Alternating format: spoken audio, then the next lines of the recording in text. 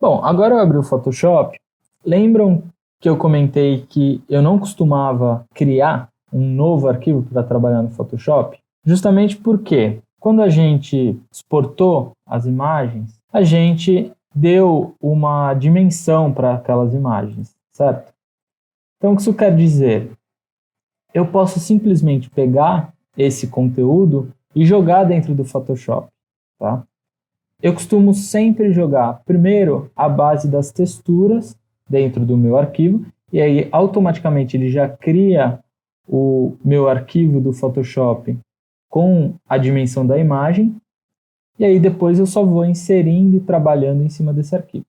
Bom, basta eu selecionar, arrastar essa imagem na barra de tarefas dentro do Photoshop.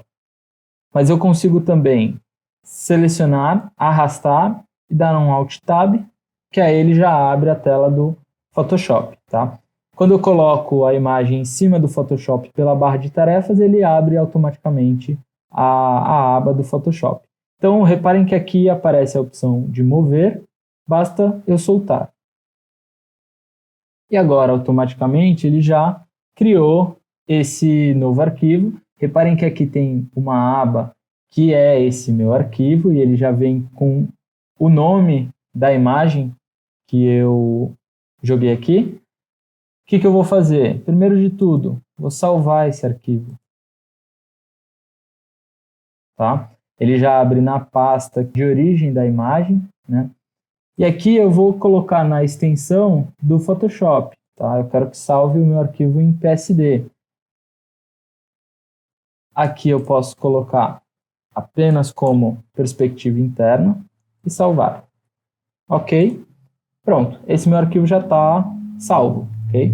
Dou Ctrl 0. Ctrl 0 ele sempre deixa nesses limites. Tá? É bem recorrente quando a gente aproxima muito ou afasta, dá o Ctrl 0, porque aí você vê a visão completa, né? A visão do todo. Então eu joguei já o meu primeiro arquivo. Vou pegar agora as linhas. Mesma coisa, jogo aqui dentro do meu arquivo do Photoshop, dou OK. Aqui eu tenho as layers, tá? E eu já consigo ver, ó, a base das texturas e a base das linhas, tá?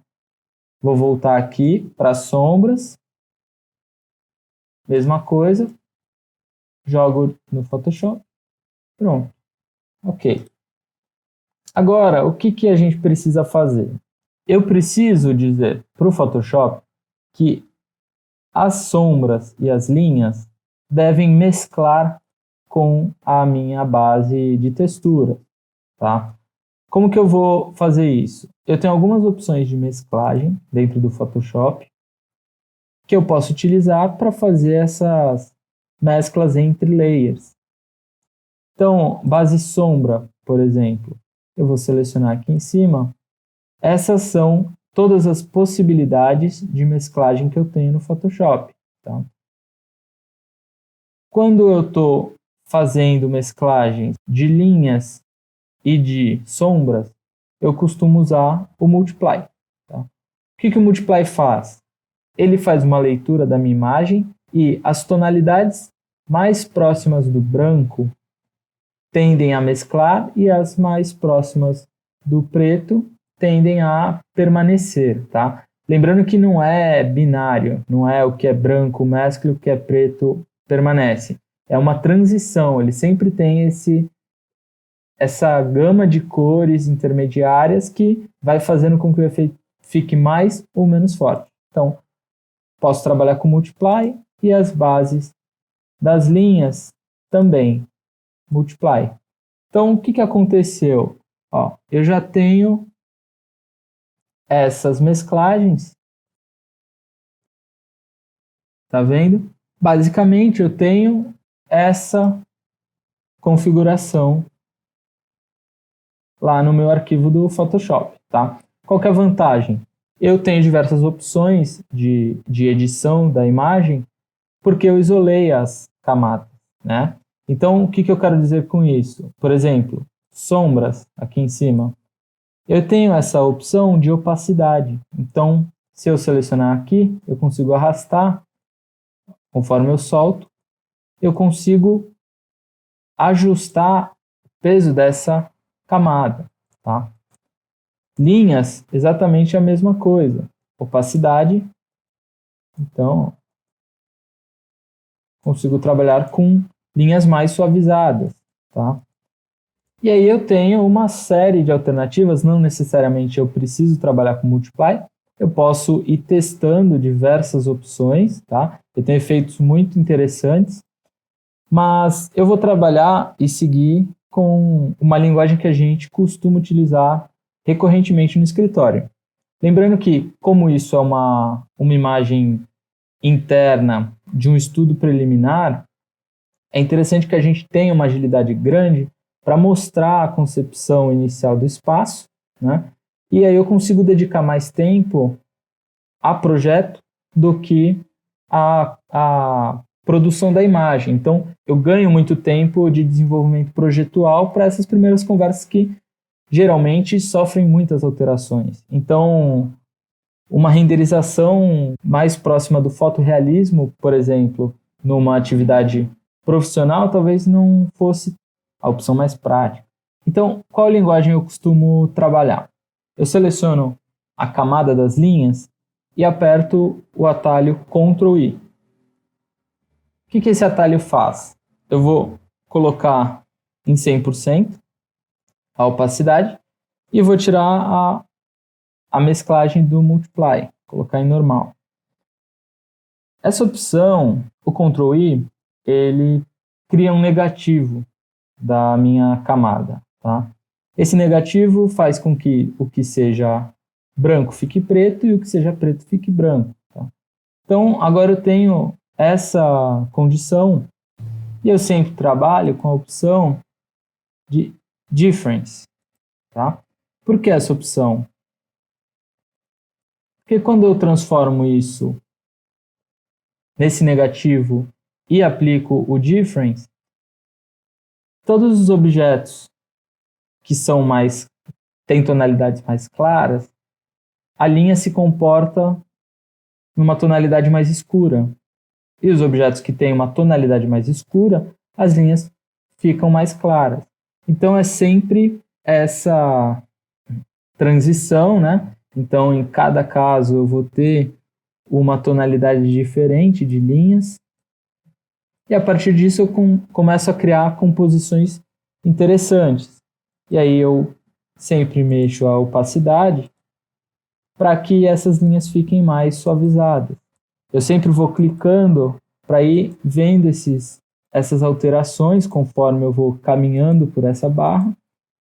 Eu costumo deixar algo em torno de 10, 20%. E aí, 20%, eu já tenho uma imagem com esse aspecto da colagem, né? Reparem que ele preserva essas texturas e as linhas de forma sutil ajudam a delimitar os planos. Ctrl Z. E agora, com as sombras, o que eu posso fazer? Posso manter essa opção de Multiply.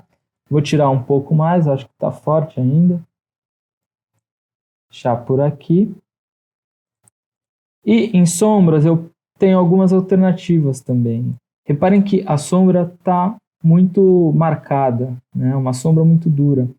Eu consigo vir em Filter, por exemplo, selecionar a opção de Blur, Box Blur. E aí eu tenho uma possibilidade de suavizar essas linhas. Tá? Isso aqui é uma opção interessante também. Se eu der o OK, ó, reparem que as linhas foram suavizadas. Ctrl Z, Ctrl Alt Z. No Photoshop, o Ctrl Alt Z avança e depois volta. Tá? Depende da versão que você está trabalhando, mas se são versões mais anteriores, só o Ctrl Z desfaz e o Ctrl Z mais uma vez refaz. No meu caso, como essa versão é mais recente, Ctrl Alt Z tem essa propriedade. Vou dar o Ctrl 0. E agora o que eu vou fazer? Bom, já acrescentei todas as bases do meu arquivo e eu preciso organizá-lo. Então, Aqui eu costumo colocar como base textura e com Shift pressionado eu seleciono essa outra layer e aí ele já seleciona tudo que está nesse meio. Aqui embaixo eu crio uma pasta, né? O que o Photoshop chama de grupo. Pronto, todas as minhas layers estão organizadas dentro dessa pasta. Aqui eu consigo abrir e fechar, e aí ele mostra qual o conteúdo, tá? Aqui tem uma questão que essa minha layer, como eu fiz ajustes nessa imagem, ele aparece imediatamente abaixo. Quais são esses ajustes? Eu consigo desligar e ligar, tá? Mesma coisa aqui para sombras. Tá? Por que nessas camadas ele criou esse Smart Filter? Porque essa imagem é um objeto inteligente, tá? É uma propriedade do Photoshop que preserva algumas questões da minha imagem. Essa minha imagem inicial, ela não veio com esse objeto porque eu joguei ela aqui primeiro. Se eu jogar mais uma vez a mesma imagem dentro do meu arquivo, ela vem com essa opção de Smart Object, tá? Essa opção permite que eu faça ajustes nessas edições, o que é muito interessante, porque se eu faço ajustes nessa layer, por exemplo, e continuo trabalhando, mais para frente eu não consigo editar esses ajustes que eu fiz. Então, nesse caso, eu vou manter, tá, essa configuração, e até porque é um arquivo muito leve, eu não vou ter grandes edições, eu posso preservar essas situações para caso lá na frente eu queira alterar mais alguns pontos. Então agora eu vou renomear essa minha pasta, tá? Eu costumo chamar sempre de base, tá?